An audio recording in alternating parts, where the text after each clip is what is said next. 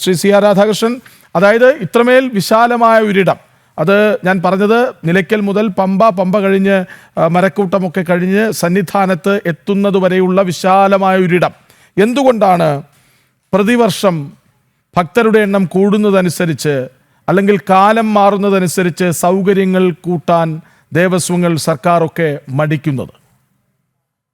ശ്രീകൃഷ്ണരാജ്, അത് അടുത്ത ഒരു 50 വർഷത്തേക്ക് വരുന്ന സമഗ്ര ഭക്തന്മാരെയും സമ്പൂർണമായും അവരുടെ സമാധാനമായ ദർശനം, തീർത്ഥാടനം നടത്തുന്നതിന് അനുചിതമായ രീതിയിലാണ് 2008 ഒരു സമഗ്രമായ മാസ്റ്റർ പ്ലാൻ ഉണ്ടാക്കിയത്.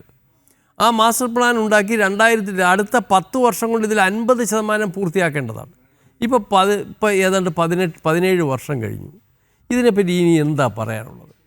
അത് തിരുവിതാംകൂർ ദേവസ്വം ബോർഡിൻ്റെ നിയന്ത്രണത്തിലല്ല, അത് ദേവസ്വം ബോർഡ് തന്നെ നമുക്ക് കഴിഞ്ഞ 25 വർഷം അതിൻ്റെ ഓരോ ബഡ്ജറ്റിലും 40 കോടി രൂപ ശബരിമല വികസനത്തിന് ഈ സ്പെഷ്യൽ ഇവർ വരുന്നത് കൂടാതെ 1000 കോടി രൂപ അതായി ഇതുവരെ. അപ്പോൾ ഈ ഡെവലപ്മെൻറ്റ് കമ്മിറ്റിയുടെ ഈ ശബരിമല മാസ്റ്റർ പ്ലാൻ കമ്മിറ്റിയുടെ ചിലവ് വേറെ, അവർ ചിലവാക്കിയ പണം വേറെ. ഇതൊക്കെ ആയിട്ടും പ്രശ്നം പരിഹരിക്കുന്നില്ല. ഇവിടെ ഭക്തജനങ്ങൾക്ക് സ്വൈരമായി തൊഴാൻ പറ്റുന്നില്ല. അത് പറയുമ്പോൾ അസ്വസ്ഥപ്പെട്ടിട്ട് വല്ല കാര്യമുണ്ടോ? കാരണം ഇത് തിരുവിതാംകൂർ ദേവസ്വം ബോർഡിൻ്റെ നിയന്ത്രണത്തിലല്ല, ബഹുമാനപ്പെട്ട കേരള ഹൈക്കോടതിയുടെ നിയന്ത്രണത്തിലുള്ള രാജ്യത്തെ വളരെ പ്രഗത്ഭരായ ആളുകൾ, ജുഡീഷ്യൽ ഓഫീസേഴ്സ് വരെ ഉണ്ട് ആ കമ്മിറ്റിയിൽ. 50 വർഷത്തേക്കുള്ള ഇനി 50 വർഷത്തേക്ക് വരുന്ന മുഴുവൻ ഭക്തജനങ്ങളെയും സ്വീകരിക്കാനും സുഗമമായ തീർത്ഥാടനം നടത്താനും ആവശ്യമായ പദ്ധതികൾ അതിനകത്തുണ്ട്. പക്ഷേ അതുപോലും പരാജയപ്പെട്ടൊരിടത്ത് ഒരു ശേഷിയും ഇല്ലാത്ത ബോർഡിൻ്റെ എന്ത് ചെയ്യാൻ പറ്റും? അപ്പോൾ അവിടെയാണ് നമ്മൾ കുഴപ്പം എവിടെയാണെന്ന് വളരെ സൂക്ഷ്മമായി അവലോകനം ചെയ്ത് കണ്ടുപിടിക്കേണ്ടത്. അതിനാണ് പരിഹാരം ആവശ്യം. ശരി, അതായത് ആരൊക്കെയോ വരുന്നു, സന്നിധാനത്തെത്തി തൊഴുതു മടങ്ങുന്നു, അങ്ങനെ ധരിക്കുന്ന ദേവസ്വം ബോർഡിൻ്റെ ചിന്ത മാറ്റിയെടുക്കണം. വരാനിരിക്കുന്നത് വലിയൊരു ഉത്സവകാലമാണ്, നമ്മൾ പ്രതീക്ഷിക്കുന്നതിനപ്പുറം ഭക്തരവിടേക്ക് എത്തും, അവരുടെ മനസ്സിൽ ഒറ്റ ലക്ഷ്യമേ ഉള്ളൂ, ശബരിമാമല എന്നാണ് അങ്ങ് പറഞ്ഞു വന്നത്. നോക്കൂ, ഇനി സമയം വളരെ കുറവാണ്, ചോദ്യമില്ല, 3 പേർക്ക് 1 മിനിറ്റിൽ താഴെ സമയം മാത്രം, ഓരോരുത്തർക്കും പറഞ്ഞവസാനിപ്പിക്കാം. ആദ്യം അഡ്വക്കേറ്റ് PM സുരേഷ് ബാബു.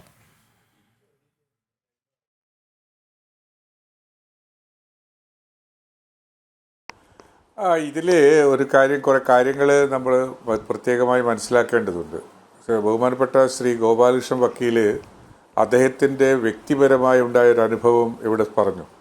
ആ വ്യക്തിപരമായി ഉണ്ടായ അനുഭവങ്ങളൊന്നും വ്യാജമായി അദ്ദേഹം ചർച്ചയ്ക്ക് വേണ്ടിയോ അല്ലെങ്കിൽ മറ്റൊരു പൊല്യൂട്ടറി ചെയ്യാൻ വേണ്ടിയോ പറയുന്നതാണെന്ന് കരുതുന്ന ഒരാളല്ല ഞാൻ.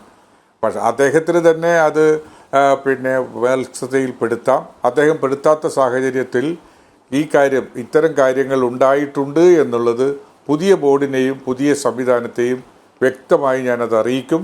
അതിൽ തിരുത്തലുകൾ ഉണ്ടാക്കേണ്ടതാണെന്ന് കാര്യത്തിൽ ഞാൻ യോജിക്കുന്നു. അത് ഞാൻ ഈ കാര്യത്തിൽ പ്രസിഡന്റിനെയും ബഹുമാനപ്പെട്ട മന്ത്രിയെയും വ്യക്തമായി ഇത്തരം കാര്യങ്ങളെക്കുറിച്ച് അറിയിക്കും. മറ്റ് കാര്യങ്ങളൊക്കെ ഉള്ളത് നമുക്കിവിടെ ചർച്ച ചെയ്ത് അതൊരു പരിഹാരമുണ്ടാക്കാൻ കഴിയുന്നൊരു വിഷയമല്ല. ഓരോ ഉദ്ദേശത്തോടു കൂടിയുള്ള പരാമർശങ്ങളാണ്. ആ പരാമർശങ്ങൾക്ക് നമ്മൾ ഈ ഗവൺമെൻറ്റിനും ബോർഡിനും ചെയ്യാനുള്ളത് ഈ കാര്യത്തിൽ പൂർണ്ണമായും ഭക്തജനങ്ങൾക്ക് തൃപ്തികരമായ ഒരു തൊഴുതു മടങ്ങാനുള്ള അവസരം ഉണ്ടാക്കുക എന്നുള്ളതാണ്. അതിനെന്തെല്ലാം ക്രമീകരണങ്ങൾ വരുത്തേണ്ടതുണ്ടോ ആ ക്രമീകരണങ്ങൾ വരുത്തുവാൻ ഉള്ള നിർദ്ദേശങ്ങൾ കൊടുക്കേണ്ടതുണ്ട് എന്നത് ഞാനതിനോട് യോജിക്കുന്നു. ഗവൺമെന്റിന്റെ ശ്രദ്ധയിൽപ്പെടുത്തേണ്ടത് കുറേയധികം കാര്യങ്ങൾ ഇവിടെ പറഞ്ഞിട്ടുണ്ടോ ചേച്ചി?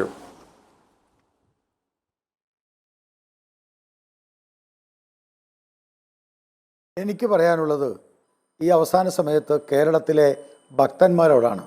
എൻ്റെ പൊന്നു അയ്യപ്പ ഭക്തന്മാരെ, നിങ്ങളെപ്പോലെ ഞാനും എന്നെപ്പോലെ നിങ്ങളും ഭഗവാനെ കാണാൻ വേണ്ടി വരുന്നതാണ്.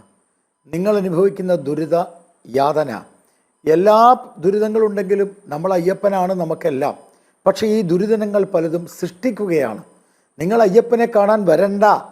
ശബരിമലയിലെ ആചാരം നശിക്കണം, ശബരിമലയുടെ വിശ്വാസം നശിക്കണം, ശബരിമല അയ്യപ്പനെ കാണാൻ നിങ്ങൾ വരണ്ട എന്ന് ചിന്തിക്കുന്ന ഭരണാധികാരികളാണ് ഇന്നുവരെ ഈ ദേവസ്വം ബോർഡിൻ്റെ മുകളിലിരിക്കുന്നത്.